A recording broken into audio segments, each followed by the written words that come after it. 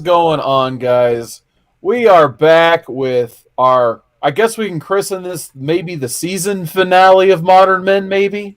We're going to be reading Punisher Final Days, and is this one of the final days for Modern Men? So before I get into the panel and the chat here, I do want to have a quick programming note. No, this is not the complete series finale ending of Modern Men, but I think we're going to kind of take it a little easier for the next few months at least. And we're just kind of going to read at our own pace. So whenever the three of us can get a schedule that syncs up together, because it's getting harder and harder to meet up at 10 p.m. on Mondays for all three of us.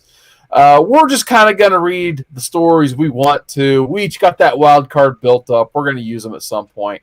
But we won't be coming at you every single Monday for the foreseeable future. So hopefully you guys can watch us on the rewind otherwise after this episode, but we're going to do our best to keep a quality product and to make sure we're actually going to be able to show up together as a trio to do this show. And yeah, just big thanks to you guys for continuing to support Modern Men. But now that's out of the way, let's go ahead and get into our usual shenanigans here by introducing our panel. And Andy's beard, it's not taking a day off or a week off. So Andy, how's the beard?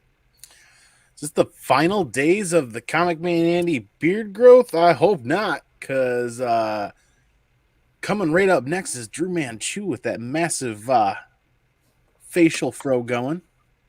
Look, man, I'm trying to do the main thing, right? I'm growing the hair and the beard at the same time.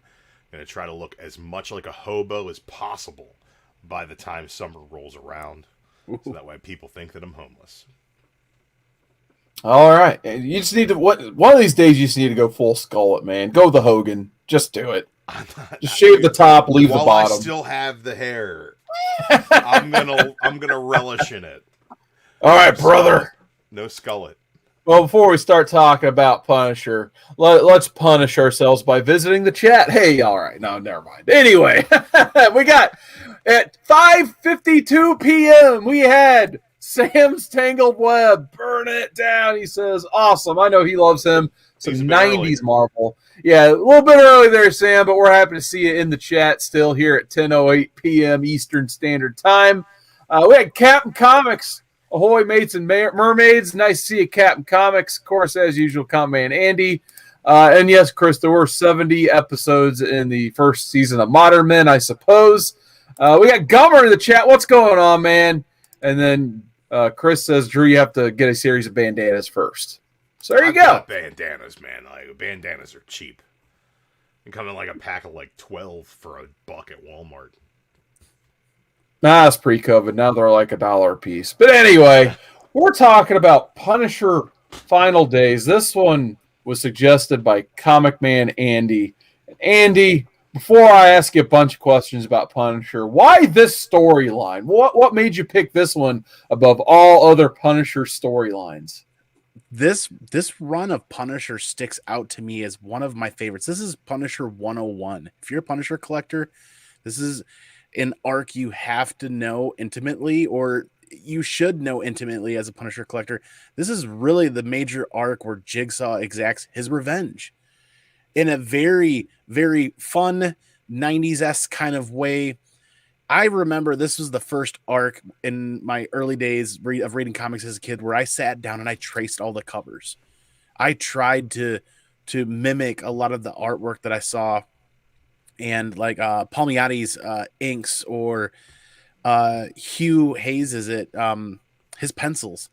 Just wanted to sit down and recapture those covers for my own and stick them in my Trapper Keeper on the cover and all that other cool stuff.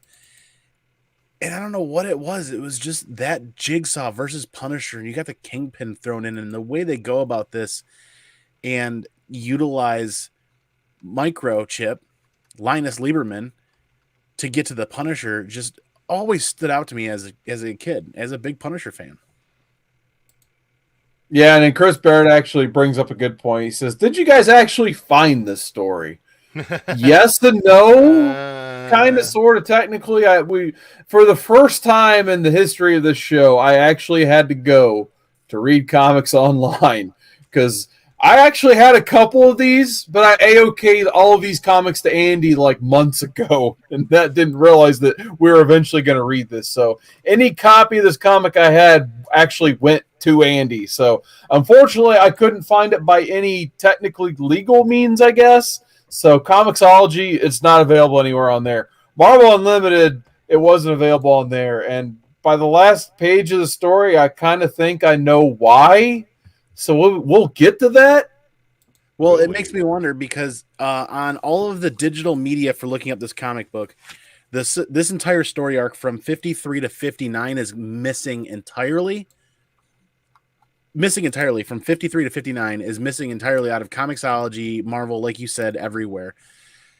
But 60, it picks up back at 60. So where this story arc ends and delivers quite an interesting turn of events, it picks up in issue 60. So why isn't 60 on blocked as well? But I got to be honest, there are some things in here that are truly 1990s, early 1990s. The late 80s bleed through a little bit. There are some unsavory moments in this book that bleed through of the true underbelly of the 90s and what we as human beings dealt with in that social climate, so to speak. And Frank Castle, I'm not sure how. I just come on, Drew. I'm just saying. I mean, there's some aspects of prison life in here that they talk about a little bit. That's pretty much the underbelly of society in the 90s that was normal back then. That now it's not okay. So I get why these things just aren't available. But man, it kills me that my favorite Frank Castle versus Jigsaw storyline is just kind of like heavily censored digitally. Yeah, absolutely. And I could kind of see like why you would really like this story. And like I said, because I had to read it on this website, I don't really care too much to read comics on it. It was a little bit hard for me to get through and completely get the true grasp of the story. I'll be perfectly honest. I'm going to be leading a lot on you tonight, Andy, for this review. But it seemed like the crux of it was just Punisher's relationship with Jigsaw or lack thereof. And also you have Kingpin in the background, kind of like when we read Daredevil Born Again. It's just like, what do these heroes have an effect on Kingpin? And, how is he going to react to all this? So I really did. I always enjoy seeing Kingpin. He's like one of my top favorite Marvel villains. So anytime he's involved, it's going to be a solid story typically. So tell me a little bit about Jigsaw, Andy, because I don't know too much about this character. So why is he the perfect foil for the Punisher? It escapes me a little bit. Jigsaw originates in earlier in the Amazing Spider-Man series, quite a bit earlier. But in Punisher Volume 2, they take him to that criminal element kind of level that we got to see in the Netflix series that they reportrayed. And in that series, you saw how Frank Castle developed Jigsaw's face. Kind of in the Warzone, the Punisher Warzone movie as well, you get to see that. Well, you get to see Jigsaw do that essentially to Frank Castle in this series. He exacts his revenge there. But it's really interesting the beginning of the series because you have the Kingpin there actually takes a college graduate, George, I think his name was, if I remember correctly, an MIT graduate, pays for his entire college education because he's a one smart cookie, and you get to see this amazing character arc of this hopeful college graduate from MIT turn into a street level thug with the Kingpin, essentially, where he takes him and pays him for his education. And then by the end of the series, he hands him a golf club and he's like, hey, stand behind that door and take that guy out for me. Like, you get to see that progression of character development was really interesting. And Kingpin is Kingpin. I mean, it's like if you're reading Daredevil, you're going to love some Kingpin reads in there. If you're reading Punisher, you're going to love seeing the Kingpin in there. So 3 of my favorite characters when it comes to street level heroes and street level villains are in this arc. And they just resound. It's an arc that continues to just pop up into my head a lot of times. And I completely danced around your question. So next question, please. Oh no, that's fine.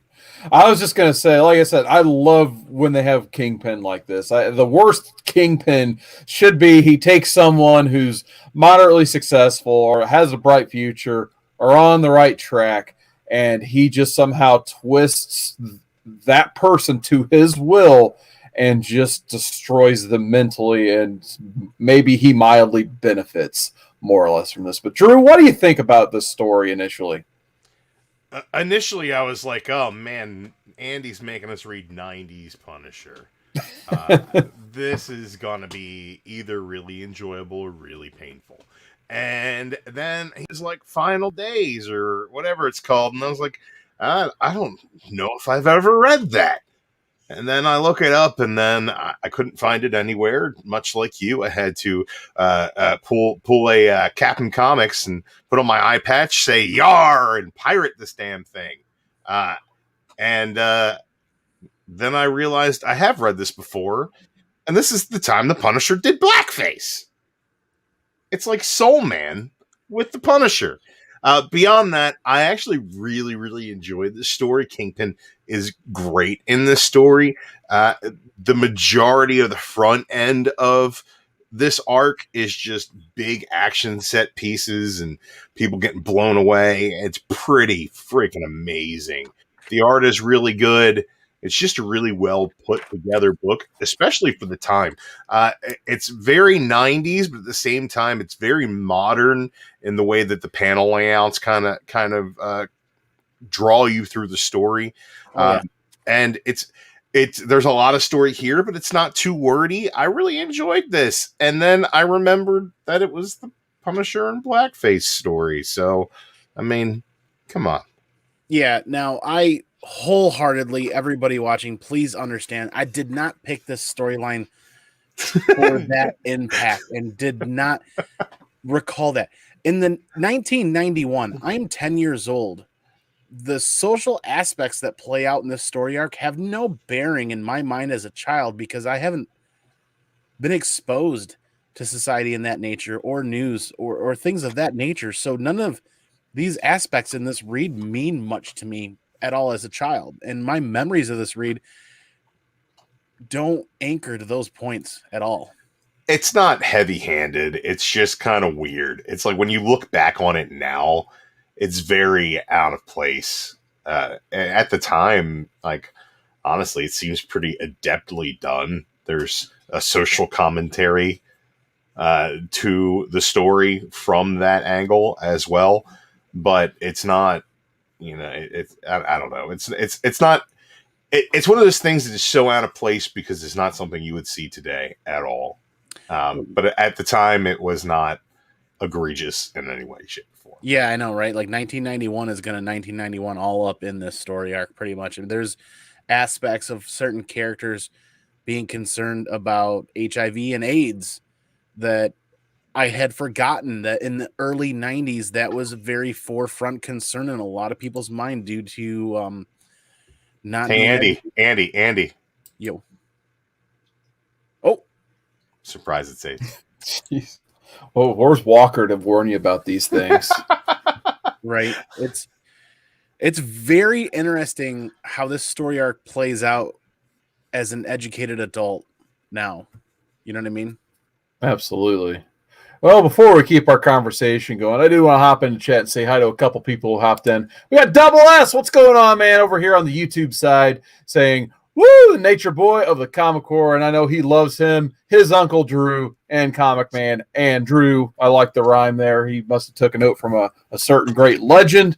And then over on the Twitch side, we got Yo Boy, Big Jack.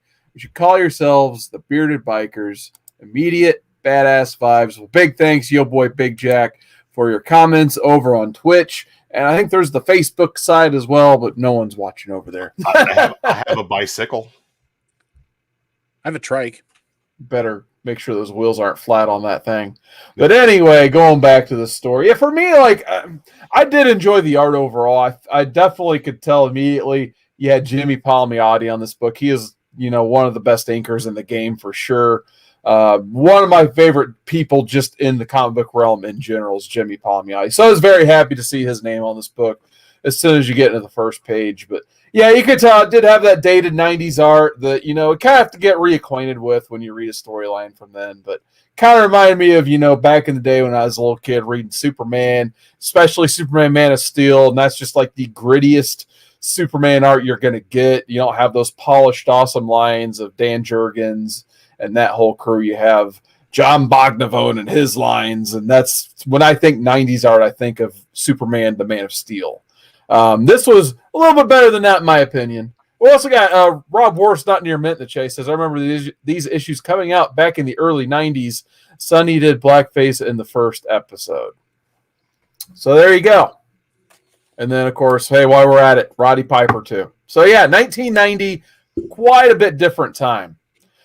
So, Andy, you said you liked the art quite a bit in this. And, what memories? Do you have, a favorite Punisher artist that comes to mind when you're thinking Punisher, Andy?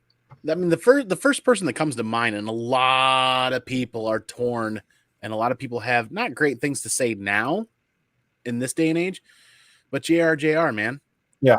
I mean, seriously, Palmiotti and JR are what I really loved about Punisher in the 90s, with those covers and those interiors.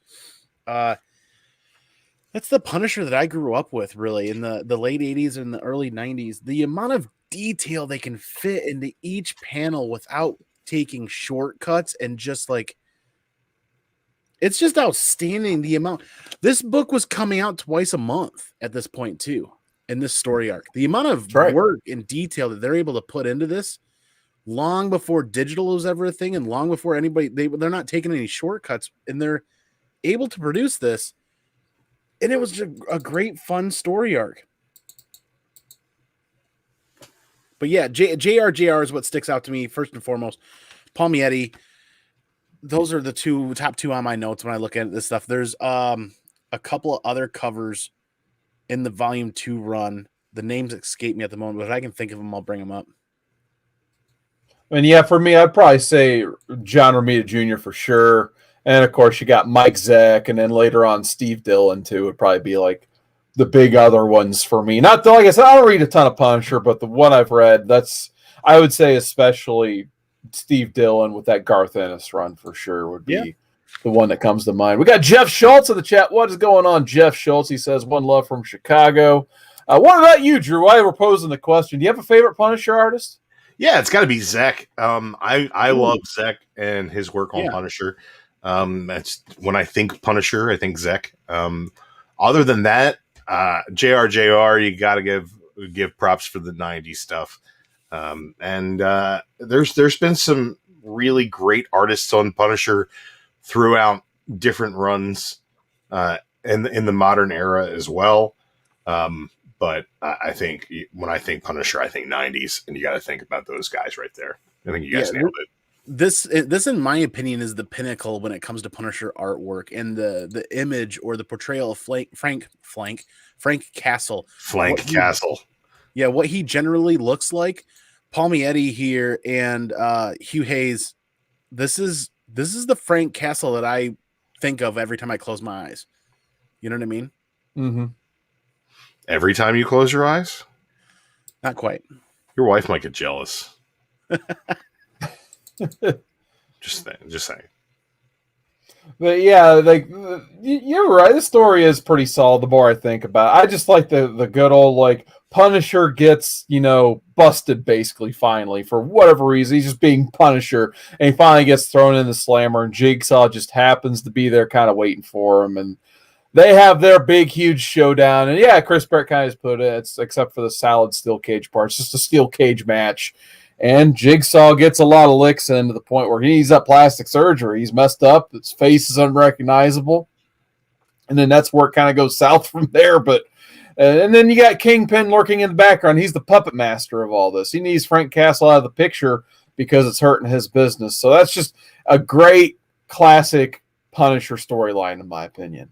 Well, yeah, and it's Kingpin at his best, like you said, as a manipulator, right? Because Kingpin actually manipulates another individual. I think it was Georgia, as it was, the MIT graduate, to concoct a plan where he captures Linus Lieberman microchip while he's going to a toy convention.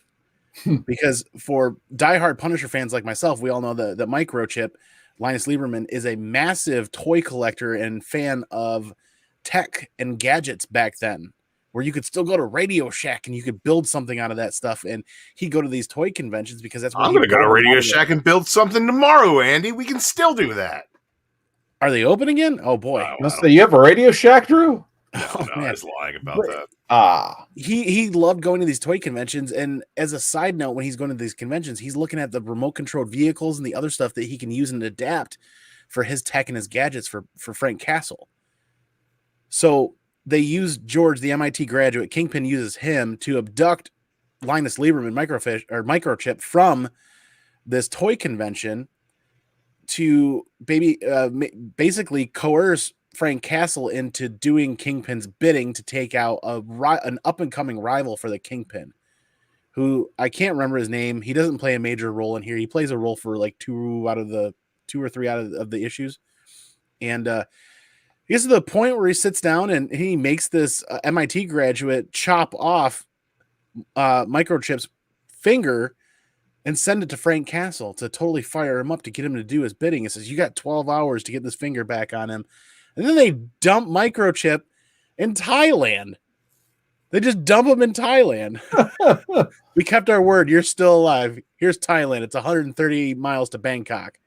I mean, it's just kind of a hilarious thing that is a little outlandish, but it's a little fun. It shows the perseverance of these two characters, Frank Castle and Linus Lieberman, Microchip. It's awesome.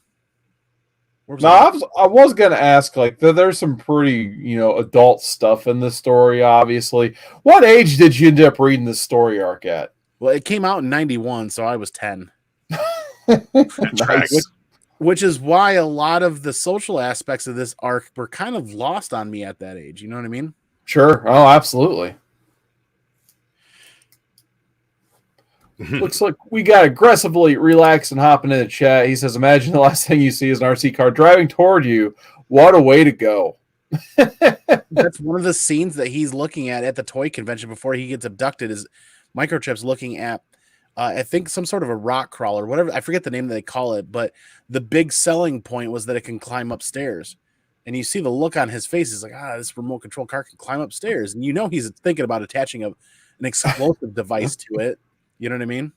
I don't know. It always reminds me of this awesome movie scene. And I don't know if you've ever seen any of the Death Wish movies. Death Wish 5, The Faces of Death. And it's a great gif. You can find it online. It's just Charles Bronson at his oldest and just most curmudgeon.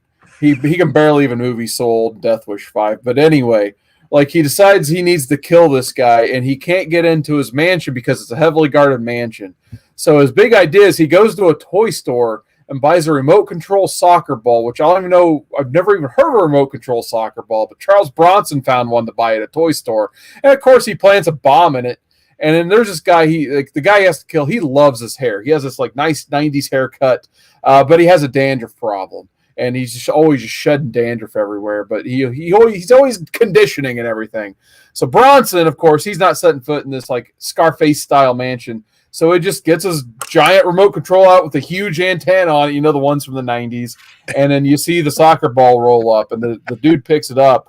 And I think his name's Sonny or something, kind of like the dude for Commando. And the best line is just Bronson's just like, hey, Sonny, so here's your cue for your dandruff problem. And he just blows him up. And it's just awesome because it's like a dummy he blows up too. So I don't know why it just reminded me of all that. I felt like I had to talk about Death Wish 5. Well, you make a great point, man. There's a couple of panels or a page in issue 2 where a lot of the secondary bad guys are hunting down Punisher, Frank Castle, and they try to tail him back to his current hideout. Yeah. Of course, his current hideout is booby-trapped. And apparently the whole level of this estate house or this apartment building at waist level are claymores everywhere. At waist level. I'm like, oh, yeah. And then he's like, we hid them in the wainscoting. And then all of a sudden the adult in me is like, wait a second, wainscoting. How do you wait? That doesn't work. So I just ran with it. But the idea of booby trapping and the comically 90s aspect of hiding booby traps in places where they can't physically fit a soccer ball, so to speak, a remote controlled soccer ball. It's hilarious. Hey, the Home Alone changed everything, man. Like once Macaulay Culkin started setting traps everywhere, anyone could do it. Oh man, let's get back to the chat real quick because we do have a couple funny lines. Rob says, "Imagine if you're Batman, and it's Toyman who kills you. Not a good death. Not at all." Chris Barrett says, "Death Wish 5. That's like a Cat Run movie." The Death Wish franchise is not for any woman at all. Like, I don't know if you ever watched those movies. They're pretty manly experience. They treat women terribly in those movies. Yeah, Death Wish. And then Organ Ween, what's going on, man? He says, "Toys and Death Wish. What did I tune into?" Exactly. And we're talking about the Punisher. Drew, what's your take on all this? My take on all this is that if I'm going to give this story a score, it's going to have a lot of asterisks on it. But if I'm going to give your recounting of a scene in Death Wish 5 a score, it's going to be a 10.0 gem mint. And that's the kind of thing that I want us to come together in the future to review more books for, is more Death Wish references. Let's all watch Death Wish 3 and we'll have a whole series just referencing things to that movie. That's at least a funny one. That one is the most watchable one. It's absolutely hilarious. If you watch it as a comedy and not an action movie, you will have the best time of your life. They just need to make one of those like Death Wish meets like Shaolin soccer kind of movies, where it's just absolutely slapstick. It's just like slapstick, over the top, but like Death Wish violence. I don't know if they can make it in today's market, but I feel like that's something that would get the kids all riled up. I mean, the ultimate movie trio you need to watch is, you can kind of start with Death Wish 3, then you move on to Street Fighter the movie, the Van Damme one, and then you finish strong with 1985's Commando. Then you will be hung over the next day. Yeah, Commando is fantastic. He dies behind shrubbery for cover from bullet fire. It doesn't sound like a good idea. Pretty sure that AK would eat right through that shrub. I mean, all you need to know is when you get to the island, you bring a whole army with you, and the general of the army asks us, like, "Hey, did you leave any for us?" And Arl just goes, "Just buddies. You had the perfect movie." All right, so let off some steam. Yeah, old Bennett. Wasn't he on the Comic Core once? I think he was in Holly. Barrett, answer it in the chat. Wasn't Bennett in Holly the place to be? I think he was. But anyway, Andy, what score do you give in this, bud? Before I can give it a score, there's something that I really want to bring up too, to talk to you guys about. That I wish friend of the channel. What the fuck? More comic book creators still did, or I wish they would bring it back. Maybe it's just nostalgia and it just doesn't fit anymore. One of my favorite things that this arc reminded me of was how they used to handle creator credits back in the day. And they used to fit them in to the artwork. Yeah. They used to fit all the creator credits directly into the artwork there. He said Mike Barron writes big ones. Ken Lopez is a letterman. Yeah, Hugh Hayes draws flies. Jim Palmiotti inks, but it's got an ST in front of that that's X'd out. It says Jim Palmiotti stinks. Tom DeFalco. Yeah. Godfather. Ken Lopez is a letterman. Just the fact that they used to fit all of the creator credits in the artwork directly was always fun, because it left me searching for who was, where am I at in the artwork? Like, if I can tell by looking at a book if the creative team has changed drastically, right? Any of us can. But I always found myself going to the first couple of pages and searching like a Where's Waldo for those creator credits. And that was always a ton of fun, in my opinion. Why they don't still do that, I don't know. Maybe it was just a 90s thing. Maybe I'm just really nostalgic on that fact. There might be some books that still do something fun like that. Check your indies, man. Some of those might be... I'll dig back into those indies, but I mean, you're talking... I'm going to start snapping you a picture and sending it to you every time I see stuff like that from now on. Please do it. Call me out. Call me a liar. But I mean, this series... Oh, no. I'm not calling you a liar. He's trying to pop you, buddy. He wants to excite you as much as the Punisher does.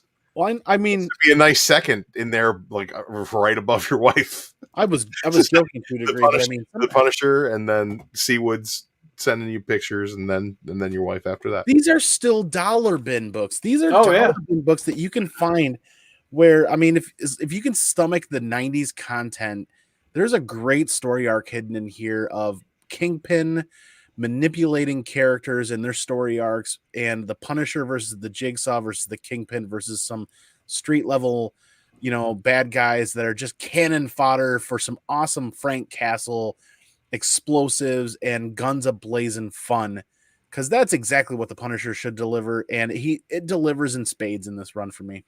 Is there a bunch of stilted dialogue? Yes. Is there a Soul Man level of blackface? Yes.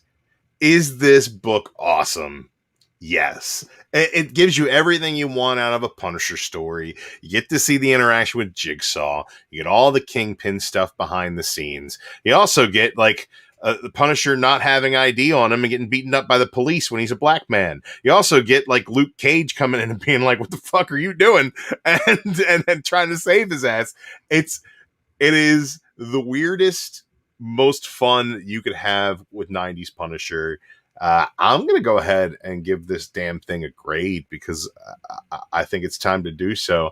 This is a 9.2. Very fun. I very much enjoyed it.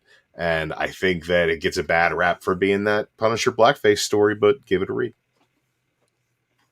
What about you, Andy? You giving this one a 10 out of 10?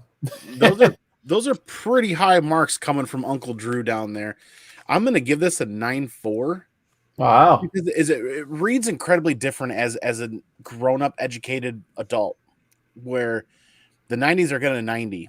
And this is an artifact from the 90s, and it is what it is. But lo and behold, the Punisher rings through. And if you notice some of those 90s aspects, he fights and he battles and he remains to stay true as the Punisher, as Frank Castle, as a vigilante, good versus bad kind of deal. So I love that aspect. I love the Kingpin manipulation. I love the Punisher good versus evil aspect. And it's a 9.4. I probably 10-year-old me would give this a 10.0 all day long, but at me sitting here right now, it's a 9.4. Yeah, I think for me, I'm going to give it just a nice even 8.0. Like I said, I think just my reading experience of it hurt a lot just because I couldn't find it on, like a good digital. It's kind of like one of those times where, digital failed me for the first time in a little while. I couldn't find it on, any of the great platforms. I should look in more dollar bins to try to recollect this run so I can reassess my thoughts of it, because I feel like if I read it individual or in trade, I would have gave it a much higher score and appreciated it a little bit more, been able to enjoy it without random things popping up at me. But other than that, the story-wise, I always want more Kingpin. That's just, it is what it is. But I understand you got to tell that side story with Jigsaw and have that whole prison scene with him. Yeah, obviously the blackface thing, super dated at this point, obviously. Even back then, it shouldn't have been done. Let's face it. That was super weird, to say the very least. But like I said, I enjoyed the Jigsaw stuff, getting to know that character a little bit because I haven't read too much of Jigsaw. And then just this other guy that Kingpin had, the MIT grad that he was manipulating on the side. His name was George. Yeah, I want to see more of that storyline. So you definitely spurred my interest with this Punisher read, Andy. So good pick overall, I would say. So I'm glad you brought that to the table. Well, thanks. I think it's one of the 90s aspects aside, it's one of the better Punisher story arcs, in my opinion. Which that's going to be my kind of follow-up question, since we got a little bit of time here. What other Punisher story arcs do you suggest to, people like myself who haven't read too much Punisher? Like, what would you read next? Frankencastle. Seriously, Frankencastle. Drew has brought that up in spades, and I am woefully behind on that. Suicide Run. I was torn between doing the final. Yeah, the final thoughts, or this final arc in 53 to 59. I was torn between reading this with you guys and suggesting we read Suicide Run. Suicide Run's still readily available digitally everywhere. The problem is that you can't borrow it for free if you're a club member or anything like that. You got to pay for it, and it's a little pricey for a trade right now. But Suicide Run crosses over from Punisher Volume 2 to War Journal to Warzone, and encompasses all of the current Punisher reads at that time, and that was a really fun read back then too. Yeah, at some point, I do want to read all of Frankencastle. I actually visited that during my October read segment on my channel in October, obviously. So that was a fun book to say. It's another weird one, but at the end of the day, a lot of fun. I think Rick Remender wrote that one, if I remember right. So I usually trust him to write a pretty quality story. I do at least want to visit the Mike Zeck original miniseries at one point in time. I think that one seems like it's most readers pretty essential. And then what was the one that Jim Lee did? War Journal? Yep. I do at least want to read that because I know the art's going to be quality. Carl Potts did the cover. Carl Potts and Jim Lee Carl Potts started it. Yeah. Jim Lee started on the pencils on that. Yeah. So the first handful of issues of War Journal weren't entirely Jim Lee's art, but when you get deeper into it, Jim Lee starts playing a bigger role. And that's when you get the meetup of Wolverine and Frank Castle. And I'm like, oh, that was probably one of the high points of the War Journal series. But more importantly, you get that narrative dialogue throughout the series where you get to get into Frank's head and actually understand his thought processes a little bit more. And it plays off so well where they're not forcefully adding dialogue or they're not forcing a reader to read stuff. You feel like you're almost stepping into Frank Castle's shoes. In War Journal, it just kind of fits. The title fits. How they narrate the story fits really well. I could do a whole episode just on War Journal. I really love it. I was just going to say, I as a Marvel reader who follows the Marvel universe, after a couple of really big events that saw the Punisher kind of take a weird turn where he was part of the Hydra when Captain America was in charge during Secret Empire. After that, he made amends by wearing the War Machine armor and being a complete and total badass, using the flamethrowers to set caged prisoners on fire and shit like that. Until they came and they took it off of him. And then the run after that was Matt Rosenberg and what was his name? Kradansky? Is that his name? Simon Kradansky did the art. And I think that the art was kind of seen as iffy from time to time, but I really enjoyed that story. Followed up with Frank hunting down the Hydra elements that he was working with. And making amends, taking the fight to was it Battaglia, or whatever the hell, some weird Sokovian country that doesn't really exist, and fighting Baron Zemo, coming back to the Kingpin's New York and fighting him in the streets, teaming up with nutcases like Moon Knight and Night Thrasher. It's just a really fun run. I really enjoyed all that stuff. Nice. Well, before I get to my next Punisher-related question, let's hop back into the chat. We got the Chaos Machine in the chat. What is going on? He says he's never seen Commando. What? So if you like cheesy action movies, it is the cheesy action movie. So yeah, it's probably the should best get on Arnold that. Schwarzenegger vehicle. I mean, he's in a lot of great movies in the time, but Commando is definitely the top of the top.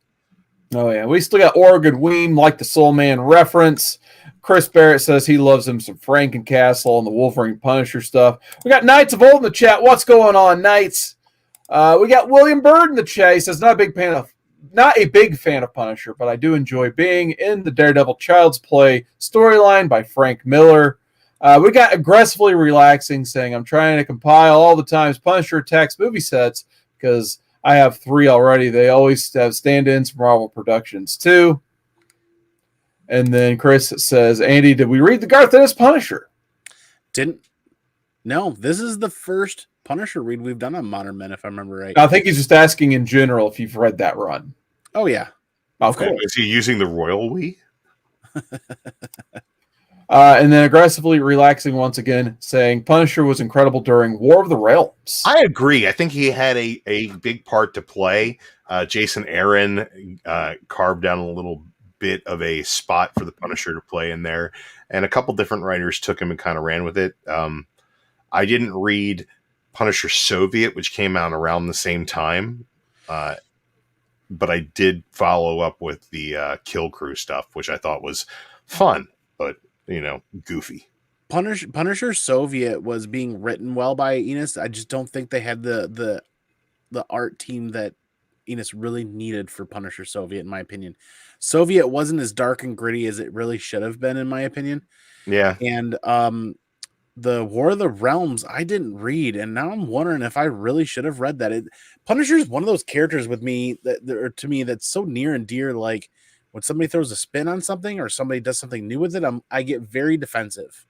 And that's just me. Yeah, because they do like to experiment with Punisher. We did read Cosmic Ghost Rider.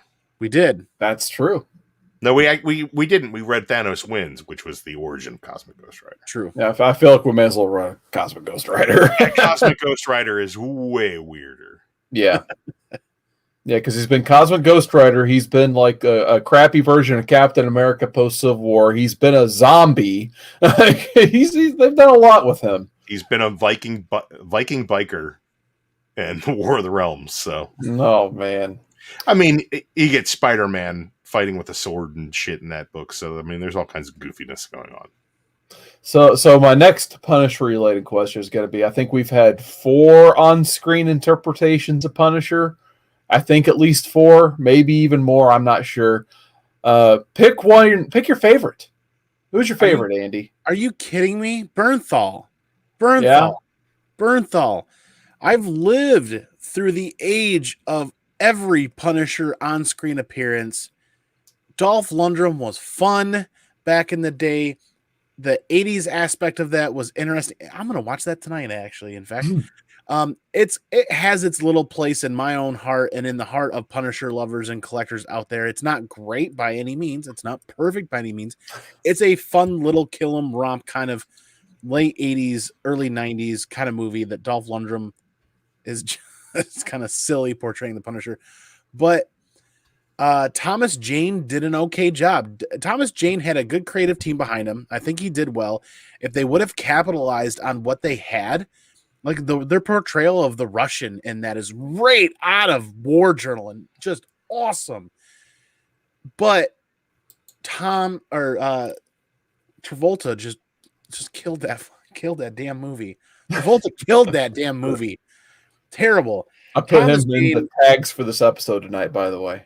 I mean, Thomas, he did a good job. Steve something who did War Ray Zone. Stevenson. Ray Stevenson, I think, actually did a good job.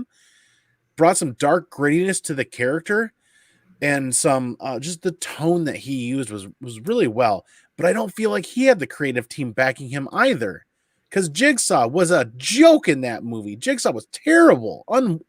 Jigsaw almost makes that movie unwatchable. And if you've watched that movie and you watch the last third of that and you've seen how bad the makeup is that they use for Jigsaw, it's terrible. Terrible. I digress. I'll move on and just simply say Bernthal is Frank Castle. Frank Castle is Bernthal.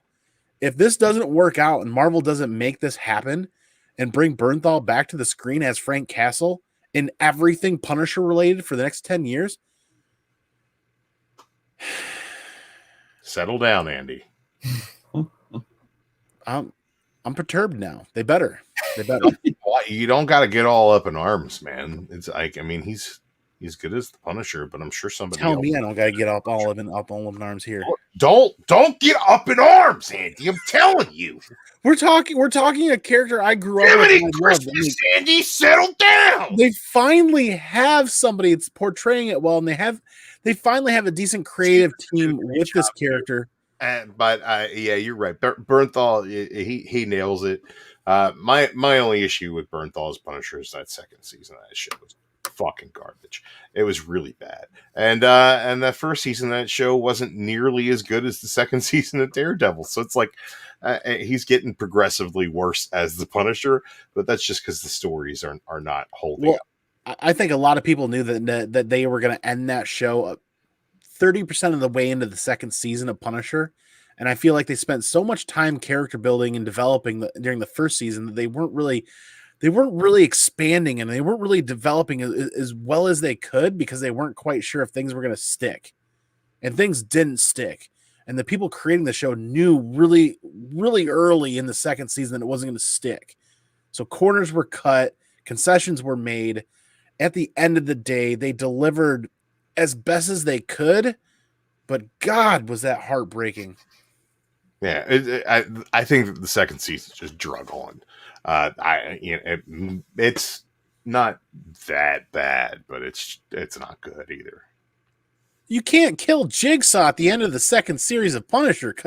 Jigsaw is the person that comes back and haunts Frank Castle. I digress. I honestly, I think he should just kill everybody. I think he should just kill everybody, and then they put him in jail, and then the next season is just Prison Break with Frank Castle.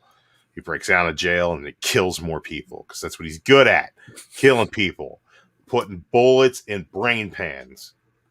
And he'll just break into another jail because that's where they're keeping Kingpin. But anyway, I do want to go to one pretty awesome story in the chat. Knights of Old says he met Jim Lee at an 89 or 90 at a San Diego Comic-Con right after he went to X-Men. Since he was a huge War Journal fan, he went and asked if he would ever consider coming back to Punisher. He laughed and said probably not, but he did get a free head sketch, and that makes it really awesome. So, cool story, man. Knights, please share that on IG, dude, if you're interested. Aggressively relaxing is trying to sell us on War of the Realms here. Frank rides into other realms by hooking his van up to a Pegasus. And he says, Bernthal has the greatest manly roar in all of film. I'll give him that, man. Bernthal he's a hell of an actor. And the guy definitely portrayed Frank in a very measured way, and hit all that PTSD stuff, and kept true to the violence of the character at the same time. I really enjoyed it. I just think that the second season was a big step down from the first, and that first season was a big step down from Daredevil season 2. It's hard to be as good as that Daredevil season 2 was. I have goosebumps. I have tremendous goosebumps right now. You know why? Because you know how I knew Bernthal was going to be the Punisher for forever in my heart? Look at the way he portrayed Shane in The Walking Dead. That aspect of craziness, yet being grounded to a degree, to the point where he just let loose. Bernthal has that ability to bring that level of psychosis that Frank Castle really needs on screen. Oh yeah, and he's such a strong actor too. I mean, you got to think of that Walking Dead role he had, because Shane, he was supposed to get killed off way back when, but the creators of the show knew Bernthal was great, so they're like, well, we could just not kill Shane and keep him around for a while. So that's what they decided to do, and therefore, in my opinion, he was a better version of Shane than the comic book, because you got to know him a little bit more. Speaking of Walking Dead, let's take a moment for DruManchu filibuster. We're going to segue to this tangential filibuster here. Let me put up the warning real quick.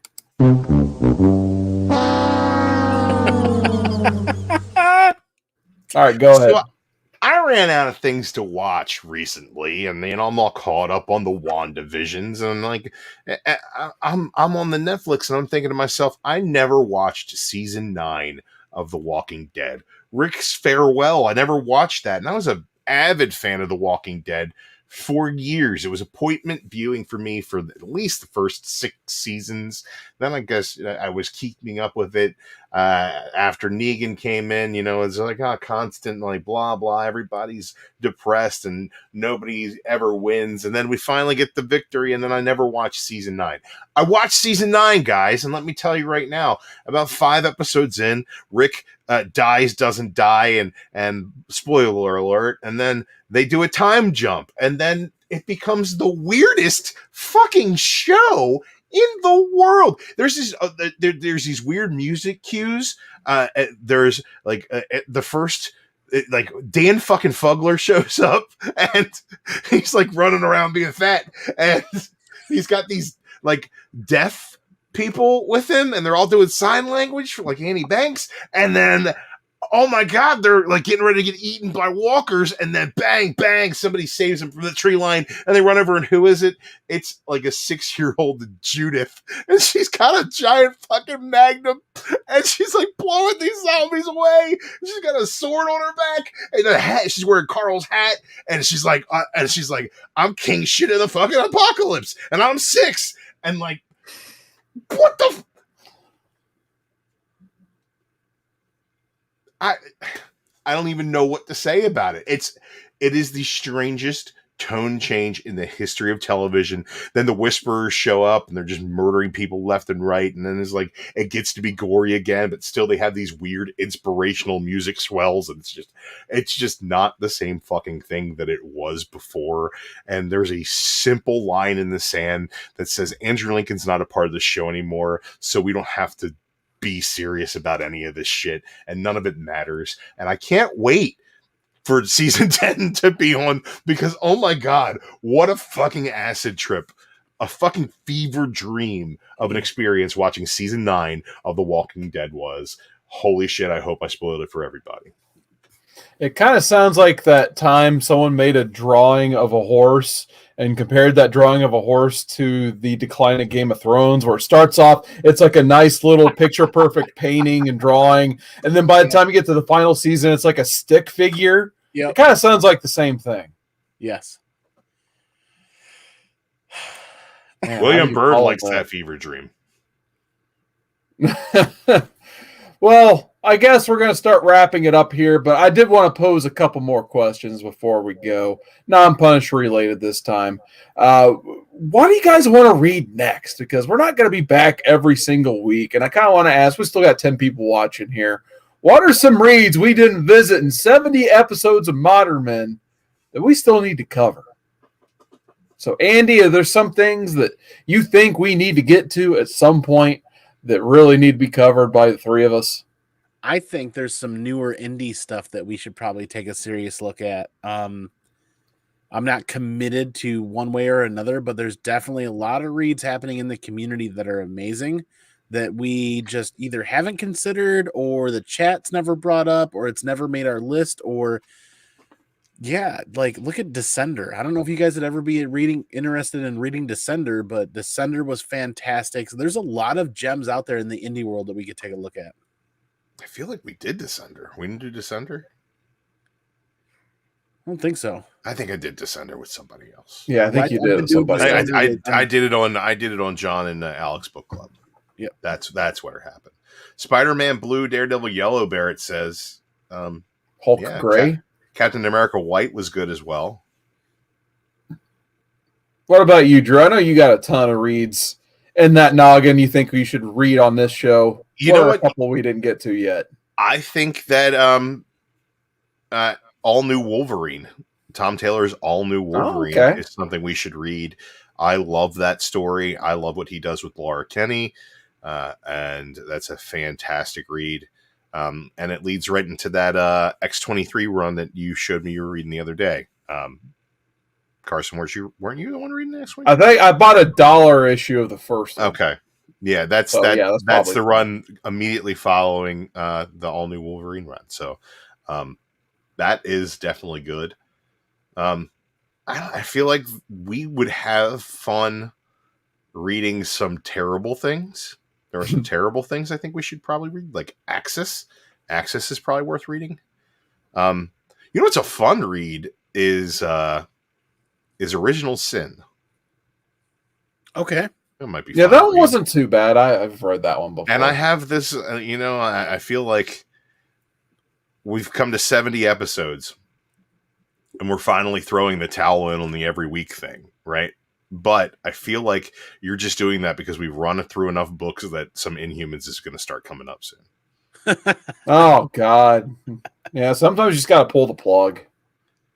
I think Donny Cates' Death of Inhumans is something you guys would enjoy. I think sometimes something topical, like we read House of M, not too just last week or the week before? 2 weeks ago, yeah. 2 weeks ago. It's very topical for everything going on. So I feel like some topical reads would be awesome as well.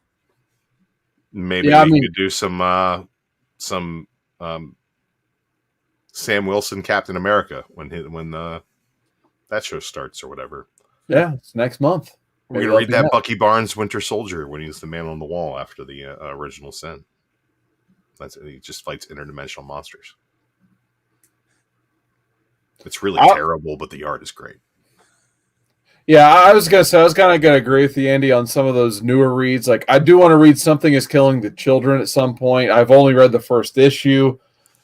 Chris Barrett mentions Tom King's Vision in the chat, among a few other things. We never did get the V for Vendetta, by the way. I read that on somebody else's channel as well. I think it was on JP's Budget Collects. He finally invited me to read V for Vendetta with. We never did get to read Alan Moore's Swamp Thing. Never got picked. That's another one. Any Swamp Thing. Yep. We never read it. I had to use October Reads to get all my Swamp Thing out of the way, basically. And then Animal Man, same thing. Like we kind of missed a lot of the Grant Morrison stuff overall. We at least visited All-Star Superman. That's some good quality Grant Morrison, but we never really took a look at Doom Patrol. We haven't read New X-Men yet. Yeah, that would be another good one. All new X-Men from the Brian Bendis stuff. Before I was just thinking the new X-Men, the Morrison X-Men. Oh, even that, the new X-Men, yeah. That was one that I was waiting to get that Marvel card, and I was going to throw that down for the next Marvel card that I got. Yeah, I think that'll definitely be. We'll cover that this year. I'm pretty sure at some point. William Byrd still suggesting Whatever Happened to the Man of Tomorrow. I love that story. I do want to read that one at some point. That would be another maybe good topical one, since there's actually a Superman show that debuts tomorrow. Who would have thought? I forgot.